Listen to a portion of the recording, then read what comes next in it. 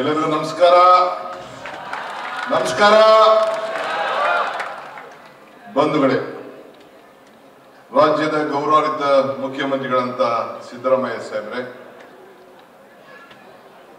ಈ ಇಲಾಖೆಯ ಸಚಿವರು ಸಹೋದ್ಯೋಗಿಗಳಂತ ಶಿವರಾಜ್ ತಂಗಡಿ ಅವರೇ, ಮುಖ್ಯಮಂತ್ರಿಗಳಂತ ಪೊಲಿಟಿಕಲ್ ರಾಜಕೀಯ ಕಾರ್ಯದರ್ಶಿಗಳಂತ ನನ್ನ ಮಿತ್ರ ನಜೀರ್ ಅಹಮದ್ ಅವರೇ, ಕುಮಾರ್ ಅವರೇ, ಸೆಕ್ರೆಟರಿ ಅವರು ಮತ್ತು ಇಲಾಖೆಯ ಎಲ್ಲ ಅಧಿಕಾರಿಗಳೇ, ವಿಶೇಷವಾಗಿ ಕರ್ನಾಟಕ ರಾಜ್ಯದ ಕನ್ನಡವನ್ನು ಪ್ರತಿನಿಧಿಸಿ ಬದುಕಿನಲ್ಲಿ ಒಂದು ದೊಡ್ಡ ಸಾಧನೆಯನ್ನು ಮಾಡಿ ಇಡೀ ಕರ್ನಾಟಕ ಸರ್ಕಾರದ ಗೌರವಕ್ಕೆ ಪಾತ್ರರಾದಂತ 70 ಜನ ಸಾಧಕರಿಗೆ ನನ್ನ ಸಾಷ್ಟಾಂಗ ನಮಸ್ಕಾರಗಳನ್ನು ಇವತ್ತು ಅರ್ಪಿಸಬೇಕಂತ ಬಯಸ್ತಾ ಇದ್ದೇನೆ. ಪುರಂದರದಾಸರು ಒಂದು ಮಾತು ಹೇಳ್ತಾರೆ, ನಾನು ಯಾವಾಗಲೂ ಈ ಮಾತು ಹೇಳ್ತಾ ಇರ್ತೇನೆ. ಇದು ಭಾಗ್ಯ, ಇದು ಭಾಗ್ಯ, ಇದು ಭಾಗ್ಯವಯ್ಯ, ಪದುಪನಾಭನ ಪಾದ ಭಜನೆ ಪರಮ ಸುಖವಯ್ಯ. ನಾನು ಇವತ್ತು ಸುಮಾರು 13 ಜನ ಇವತ್ತು ಏನು ಇಲ್ಲಿ ಸಾಧನೆ ಮಾಡಿ ಪ್ರಶಸ್ತಿ ಪಡೆದಿದ್ದಾರೆ, ಬೆಂಗಳೂರನ್ನೇ ನೋಡಿಲ್ಲ. ಆ ಬಡತನದ ಸೊಗಿನಲ್ಲಿ ಜನರ ಸೇವೆಯನ್ನ ಮಾಡಿಕೊಂಡು ಕರ್ನಾಟಕ ರಾಜ್ಯದ ಜನತೆಗೆ ಹಳ್ಳಿಗಾಡಿನ ಬದುಕಿನಲ್ಲಿ ಉಸಿರನ್ನ ಕೊಟ್ಟು ಆ ಬದುಕನ್ನೇ ತ್ಯಾಗವನ್ನ ಮಾಡಿದಂತ ಹಿರಿಯರು, ಅತಿ ದೊಡ್ಡ ಶ್ರೀಮಂತಿಕೆಯಿಂದ ಇರುವಂತ ವ್ಯಕ್ತಿಗಳು ಕೂಡ ಇಲ್ಲಿದ್ದಾರೆ.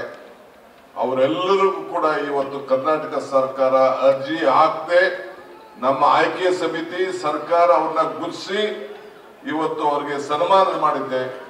ಅವ್ರಿಗೆ ಈ ಸನ್ಮಾನ ಮಾಡುವಂತ ಭಾಗ್ಯ ನಂಗೆ ಸಿಕ್ತಲ್ಲ, ಇದು ನನ್ನ ಭಾಗ್ಯ, ನನ್ನ ಭಾಗ್ಯ, ನನ್ನ ಭಾಗ್ಯ ಅಂತೇಳಿ ನಾನು ಬಳಸ್ಕೊಂಡಿದ್ದೇನೆ. ತಾವೆಲ್ಲ ಇಲ್ಲಿ ಸೇರಿದ್ದೀರಿ, ಸಾಧಕರನ್ನ ನೋಡಿದ್ದೀರಿ. ಈ ಕಣ್ಗೂ ಕಿವಿಗೂ ವ್ಯತ್ಯಾಸ. ಈ ಕಣ್ಣಲ್ಲಿ ನೋಡೋದೆಲ್ಲ ಸತ್ಯ, ಈ ಕಿವಿಲ್ ಕೇಳೋದೆಲ್ಲ ಸುಳ್ಳು. ಇದು ನಮ್ಮ ನಾಡಿನ ಭಾಷೆ. ಆ ಸಾಧಕರನ್ನ ನೀವು ನೋಡ್ತಾ ಇದ್ದೀರಿ. ಇವತ್ತು ಕೋಣಂದೂರು ಲಿಂಗಪ್ಪನವರು ಇಲ್ಲಿ ಕೂತಿದ್ದಾರೆ. ಬಂಗಾರಪ್ಪನವರು, ಕೋಣಂದೂರು ಲಿಂಗಪ್ಪನವರು, ನಮ್ಮ ಕಾಗೋಡು ತಿಮ್ಮಪ್ಪನವರು. ಒಂದು ಕಾಲದಲ್ಲಿ ಇವ್ರು ನಿಂತರೆ ಅಸೆಂಬ್ಲಿನೇ ಗಡಗಡ ಅಂತಿತ್ತಂತೆ. ಅಷ್ಟು ದೊಡ್ಡ ಹೋರಾಟವನ್ನ ಗೋಪಾಲ್ ಗೌಡರು ಶಿಷ್ಯರು, ನಾನು ನಜೀರು ಅವರೆಲ್ಲ ಜನ್ಲಾಸ್ಟ್ನಲ್ಲಿ ಒಂದು 8 ವರ್ಷ ಜೊತೆಲಿದ್ದು. ಅವರ ಇವತ್ತು ಇಷ್ಟು ಧೈರ್ಯ, ದಿಟ್ಟತನ, ಅವರ ಭಾಷಣ, ಅವರ ಆಚಾರ ವಿಚಾರ ಬಹುಶಃ ಇವತ್ತು ಕೂಡ ಅಸೆಂಬ್ಲಿ ಒಳಗಡೆ ದಾಖಲೆಗಳಾಗಿ ಇವತ್ತು ಉಳ್ಕೊಂಡಿದೆ. ಇನ್ನೊಬ್ಬ ಶ್ರೀಮಂತ ವ್ಯಕ್ತಿ ನಮ್ಮ MS ರಾಮಯ್ಯನವರ ಮಗ ಜಯರಾಮ್ ಇಲ್ಲಿದ್ದಾರೆ, ದೊಡ್ಡ ಶ್ರೀಮಂತರು. ಅವರ ಶ್ರೀಮಂತಿಕೆಗೆ ನಾವು ಈ ಸನ್ಮಾನವನ್ನ ಕೊಡ್ಲಿಲ್ಲ. 78ರಲ್ಲೇ ಅವರು ಶಾಸಕರಾಗಿದ್ದವರು. ಬೇಕಾದ್ರೆ ಯಾವ್ದು ಬೇಕಾದ್ರೂ ಮಂತ್ರಿಗಳಾಗಿ ಕೆಲಸ ಮಾಡಬಹುದಾಗಿತ್ತು. ಮೆಡಿಕಲ್ ಕಾಲೇಜಿನ ಅಧ್ಯಕ್ಷರಾಗಿ 25 ವರ್ಷದಲ್ಲೇ ಜವಾಬ್ದಾರಿಯನ್ನ ತೆಗೆದುಕೊಂಡಂತವ್ರು. ಆದ್ರೆ ಇವತ್ತು ಕೂಡ ಪ್ರತಿ ವಾರಕ್ಕೆ 2 ದಿನ ಹೋಗಿ ಕೋಲಾರ, ಚಿಕ್ಕಬಳ್ಳಾಪುರಕ್ಕೆ ಹೋಗಿ ಪ್ರತಿ ಒಂದು ಹಳ್ಳಿಲೂ ಕೂಡ ಅವರು ನಮ್ದಂತ ಒಂದು ಆಚಾರ ವಿಚಾರದ ಬಗ್ಗೆ ಹಳ್ಳಿಗಳು ಹೋಗಿ ಭಜನೆ ಮಾಡುವಂತ ಕೆಲಸ ಇವತ್ತು MS ಜಯರಾಮ್ರವರು ಇವತ್ತು ಮಾಡ್ಕೊಂಡು ಬಂದಿದ್ದಾರೆ. ಸಾವಿರಾರು ಜನ, ಲಕ್ಷಾರು ಜನ ವಿದ್ಯಾರ್ಥಿಗಳನ್ನ ಈ ಸಮಾಜಕ್ಕೆ ಕೊಟ್ಟಂತ ವ್ಯಕ್ತಿ ಇಲ್ಲಿದ್ದಾರೆ.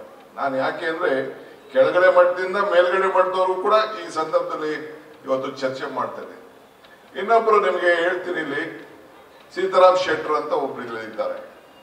ಅವರು ನಮ್ಮ ಈ ಮೆಡಿಕಲ್ ನಮ್ಮ ಇವರ ಬಾಮೈದವರು, ನಮ್ಮ ಡಾಕ್ಟರ್, ನಮ್ಮ ಇವ್ರ ಬಾಮೈದವರು ಒಂದು ಅಕ್ವಿಡೆಕ್ ಅಂತ ಒಂದು ಮಾಡಿದ್ದಾರೆ. ಅಕ್ವಿಡೆಕ್ ಅಂತ ಅಂದ್ಬಿಟ್ಟು ನೀವು ಯಾರು ಅವಕಾಶ ಸಿಕ್ಕಿದ್ರೆ ನೀವು ಹೋಗ್ಬೇಕು. ಈ ಬೆಂಗಳೂರಿಗೆ ನಾವು ನೀರು ತರಬೇಕು ಅಂತ, ಕೋಲಾರ್ಗೆ, ಚಿಕ್ಕಬಳ್ಳಾಪುರಕ್ಕೆಲ್ಲ ನೀರು ತರಬೇಕು ಅಂತೇಳಿ ನಾವು ಹೊರಟಿದ್ದೇವೆ. ಒಂದು ಇಡೀ ಏಷ್ಯಾದಲ್ಲಿ ಒಂದು ವಿಶೇಷವಾದಂತ ಇಂಜಿನಿಯರಿಂಗ್ 43 ಮೀಟರ್ ಮೇಲೆ ಒಂದು ಅಕ್ವಿಡೆಕ್ ನೀರು ಹೋಗ್ತದೆ. ಲಾರಿಗಳು ಕೂಡ ಓಡಾಡ್ಬೋದು, 2 ಲಾರಿಗಳು ಆ ಕಡೆ ಈ ಕಡೆ ಓಡಾಡ್ಬೋದು. ಇದು 110 ಕಿಲೋಮೀಟರ್. ಬಹುಶಃ ಯಾರಿಗಾರು ಅವಕಾಶ ಸಿಕ್ಕಿದ್ರೆ ನೀವು ಹೋಗಿ ನಮ್ಮ ಇಂಜಿನಿಯರ್ಸ್ ಬೇಕಾದ್ರೆ 2 ದಿನ ನಾನು ಓಪನ್ ಮಾಡಿ ಅಂತ ನಾನು ಹೇಳ್ತೀನಿ, ನೀವು ನೋಡಿ. ಅಂತ ಸುಂದರವಾದಂತ ಏನು ಶಕ್ತಿ ಇದೆಯಲ್ಲ, ಅಂತ ವಿನ್ಯಾಸ ಇದೆಯಲ್ಲ, ಇವತ್ತು ಇಡೀ ನಮ್ಮ ಭಾರತಕ್ಕೆ ಒಂದು ದೊಡ್ಡ ಮಾಡಲು. ಇವತ್ತು ಅವ್ರಿಗೂ ಕೂಡ ಇವತ್ತು ಅವರು ಕೇಳಲಿಲ್ಲ, ನಮ್ಮ ಸರ್ಕಾರ ಅವ್ರನ್ನು ಕೂಡ ಇವತ್ತು ಗುರ್ಸಿ ನಾನು ಮಾಡಿದೆ. ಇನ್ನು ಮಿಕ್ಕಿದ್ದು ಬೆಂಗಳೂರು ಬರದೇ ಹೋದವ್ರನ್ನ ನೀವೇ ಕಣ್ಣಲ್ಲಿ ನೋಡಿದ್ರಿ. ನಿಮ್ ಕಣ್ಗಳೇ ಇವತ್ತು ದೊಡ್ಡ ಬುಡಬಡಿಕೆ ಇರ್ಬೋದು, ಸೂರ್ಗೀತಿ ಇರ್ಬೋದು, ಆ ತಾಯಂದಿರು ಎಲ್ಲ ಕ್ಷೇತ್ರದಲ್ಲೂ ಕೂಡ ಮಾಡಿದಂಥವನ್ನ ನಾವು ಮರೀಲಿಕ್ಕೆ ಸಾಧ್ಯ ಇಲ್ಲ. NS ರಾಮೇಗೌಡರು ಅಂತ ಒಬ್ರು ಇಲ್ಲಿ ಕೂತಿದ್ದಾರೆ, ಲಾಸ್ಟ್ ಅಲ್ಲಿ ಅಲ್ಲಿದ್ದಾರೆ ಅವರು. ನಾನು ಜೈಲ್ ಮಂತ್ರಿ ಆಗಿದ್ದೆ ಬಂಗಾರಪ್ಪನವರ ಸಂಪುಟದಲ್ಲಿ. ಅವರು ಓಪನ್ ಯೂನಿವರ್ಸಿಟಿ ವೈಸ್ ಚಾನ್ಸಲರ್ ಆಗಿ ಕೆಲಸ ಮಾಡ್ತಿದ್ರು, ನಾನು ಬಂದು ಭೇಟಿ ಮಾಡಿದ್ರು. ನಾನು ಜೈಲ್ ಮಂತ್ರಿ ಇದ್ದೆ, ನಾನು 35 ವರ್ಷದ ಮಾತು ನಾನು ಹೇಳ್ತಾ ಇದ್ದೀನಿ. ಬಂದು ಜೈಲಿನಲ್ಲಿ ಓಪನ್ ಯೂನಿವರ್ಸಿಟಿದು ಒಂದು ಸಪರೇಟ್ ಸೆಂಟರ್ ಮಾಡಿ ಜೈಲಲ್ಲಿ ಇರೋರಿಗೆಲ್ಲ ಅವತ್ತು ಯಾರು ಕೈದಿಗಳಿದ್ರು ಅವ್ರಿಗೆಲ್ಲರೂ ಕೂಡ ವಿದ್ಯಾಭ್ಯಾಸವನ್ನ ಮಾಡಿ ಒಂದು ಡಿಗ್ರಿ ಸೆಂಟರ್ ಅಲ್ಲಿ ಪ್ರಾರಂಭ ಮಾಡಿದಂಥವ್ರು ಡಾಕ್ಟರ್ NS ರಾಮೇಗೌಡರು ಇವತ್ತು ಇಲ್ಲಿ ಬಂದಿದ್ದಾರೆ. ಸೊ ಇಂಥವ್ರನ್ನ ನಾವು ಈ ಸಂದರ್ಭದಲ್ಲಿ ಲಾಸ್ಟ್ ಟೈಮ್ ಸೇರಿಸಿದ್ದು ಕಾರಣಾಂತರದಿಂದ ಹೆಸರು ತಪ್ಪೋಗಿದ್ರು. ಇವತ್ತು ಆಶೀಶ್ ಬಳ್ಳಾರ್ ತಾವು ಗಮನಿಸಿದ್ದೀರಿ, ನಮ್ಮ ಭಾರತಕ್ಕೆ ಕ್ರೀಡಾ ವ್ಯವಸ್ಥೆಗೆ ಇಂಡಿಯನ್ ಕ್ಯಾಪ್ಟನ್ ಆಗಿ ಇವತ್ತು ಕೆಲಸ ಮಾಡಿದ್ದು, ಸೇವೆ ಮಾಡಿದಂಥವ್ರು. ಹಂಗೆ ನಾನು ಎಲ್ಲರ ಹೆಸರು ನಾನು ಯಾಕೆ ಹೇಳಕ್ಕಾಗ್ತದೆ, ಕೆಲವು ಹೆಸರುಗಳನ್ನ ನಮ್ಮ ಇವರು ಶಿವರಾಜ್ ಚಂಗಡಿ ಅವರು ಮಾತಾಡಿದ್ರು. ಹಂಗೆ ಇವತ್ತು ಅವರೆಲ್ಲರ ಬದುಕಿದೆಯಲ್ಲ, ಈ ಹಾರ ಹಾಕಿದೀವಲ್ಲ, ಈ ಹಾರ ಬಹಳ ಭಾರ ಕೂಡ ಇದು. ಮುಂದಕ್ಕೆ ಇಷ್ಟಾದ್ರೂ ಕೂಡ ನಾವು ಸಾಧನೆ ಮಾಡಿದ್ರು ಕೂಡ, ಪ್ರಶಸ್ತಿ ಸಿಕ್ಕರೂ ಕೂಡ ಇನ್ನ ಅವ್ರಿಗೆ ಹೆಚ್ಚಿಗೆ ಸೇವೆಯನ್ನ ಮಾಡಬೇಕು ಅಂತೇಳಿ ಒಂದು ದೊಡ್ಡ ಸಂದೇಶವನ್ನ ಮುಂದಕ್ಕೂ ಕೂಡ ಸಿಕ್ಕಿದೆ. ಸಾಧನೆ ಇಲ್ಲದೆ ಸತ್ತರೆ ಸಾವಿಗೆ ಅವಮಾನ, ಆದರ್ಶ ಇಲ್ಲದೆ ಬದುಕಿದರೆ ಬದುಕಿಗೆ ಅವಮಾನ. ಹಂಗೆ ಇವತ್ತು ಈ ದೇಶದಲ್ಲಿ ಅವರೆಲ್ಲ ಒಂದು ದೊಡ್ಡ ಸೇವೆಯನ್ನ ನಮ್ಮ ಕರ್ನಾಟಕ ರಾಜ್ಯ ಮಾಡಿದ್ದಾರೆ. ಮತ್ತೊಂದು ಮಾತು ನಾನು ಹೇಳ್ತಾ ಇರ್ತೀನಿ, ದೇವರು ವರನೂ ಕೊಡುದಿಲ್ಲ, ಶಾಪನೂ ಕೊಡುದಿಲ್ಲ, ಅವಕಾಶ ಮಾತ್ರ ಕೊಡ್ತಾನೆ ಅಂತ. ಕೊಟ್ಟಂತ ಅವಕಾಶದಲ್ಲಿ ಯಾವ ರೀತಿ ಕೆಲಸ ಮಾಡ್ತೀವಿ ಅನ್ನೋದು ಮುಖ್ಯ. ಅವಕಾಶ ಪಡೆದವನು ಅದೃಷ್ಟವಂತ, ಅವಕಾಶವನ್ನ ಸೃಷ್ಟಿಸಿಕೊಳ್ಳೋನು ಬುದ್ಧಿವಂತ. ಹಂಗೆ ಎಲ್ಲರೂ ಕೂಡ ಸಿಕ್ಕದಂತ ಸಂದರ್ಭದಲ್ಲಿ ಅವಕಾಶದಲ್ಲಿ ಸೇವೆಯನ್ನ ಮಾಡ್ಕೊಂಡು ಬಂದಿದ್ದಾರೆ. ಅವರ ಬದುಕಿಗೆ ನಾವೆಲ್ಲ ಕೂಡ ಇದು ಎಲ್ಲರಿಗೂ ಕೂಡ ಸ್ಫೂರ್ತಿ.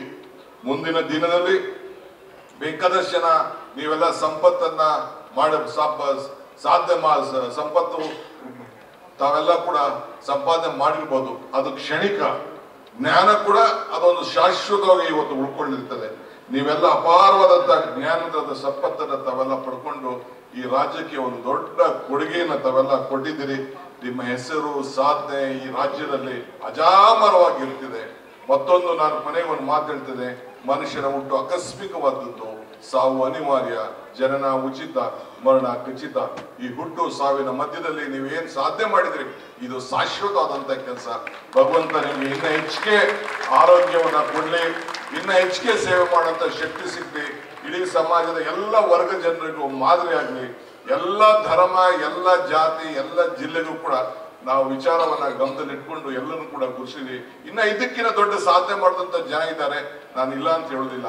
70 ವರ್ಷಕ್ಕೆ 70 ಅಂತೇಳಿ ಮುಖ್ಯಮಂತ್ರಿಗಳು ಹಿಂದೆ ಮುಖ್ಯಮಂತ್ರಿ ಇದ್ದರೂ ಕೂಡ ನಾವು ಈ ಲೈನ್ ಅನ್ನ ನಾವು ಹಾಕ್ದೋ, ಅದನ್ನ ಜಾಸ್ತಿಗೆ ನಾವು ನಂಬರ್ ತೆಗೆದುಕೊಂಡು ಹೋಗ್ಬಾರ್ದು ಅಂತೇಳಿ ಲಾಸ್ಟ್ ಟೈಮ್ 69 ಕೊಟ್ಟು ಈ ವರ್ಷ 70, ನೆಕ್ಸ್ಟ್ 71. ಆ ರೀತಿ ಪ್ರತಿಯೊಂದು ವರ್ಷಕ್ಕೂ ಒಂದೊಂದು ಸೇರಿಸ್ಕೊಳ್ಳುವಂತ ಕೆಲಸವನ್ನ ನಾವು ಮಾಡ್ಕೊಂಡು ಬಂದಿದ್ದೇವೆ. ಯಾರು ಕೂಡ ಬರೀ ಅವ್ರು ಕೊಡ್ಸಿದ್ರು ಅವ್ರಿಗಿನ್ನ ನಾನು ಕೆಲಸ ಮಾಡಿದ್ದೀನಿ, ಯಾರಿಗೂ ಚಿಂತೆ ಮಾಡೋದು ಬೇಡ. ಭಗವಂತ ನಿಮ್ ಖಂಡಿತ ಎಲ್ಲರಿಗೂ ಕೂಡ ಯಾರಿಗೂ ಅವಕಾಶ ಸಿಕ್ಕಿಲ್ಲ.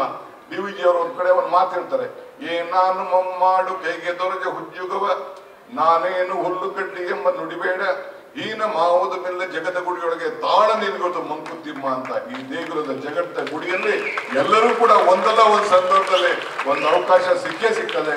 ತಾಳ್ಮೆಯಿಂದ ಇರಿ, ಭಗವಂತ ಸರ್ಕಾರ ನಿಮ್ಮ ಜೊತೆ ಯಾವಾಗಲೂ ಕೂಡ ಇರ್ತಾರೆ ಅನ್ನೋ ಮಾತನ್ನ ಹೇಳಿ ನಿಮ್ಮೆಲ್ಲರೂ ಕೂಡ ಶುಭ ಹಾರೈಸಿ ನನ್ನ ಮಾತನ್ನು ಮುಗಿಸ್ತೇನೆ. ನಮಸ್ಕಾರ. ನ್ಯೂಸ್ ಫಸ್ಟ್, ನಿರ್ಭೀತಿಯಿಂದ ನಿಮ್ಮ ಪರವಾಗಿ.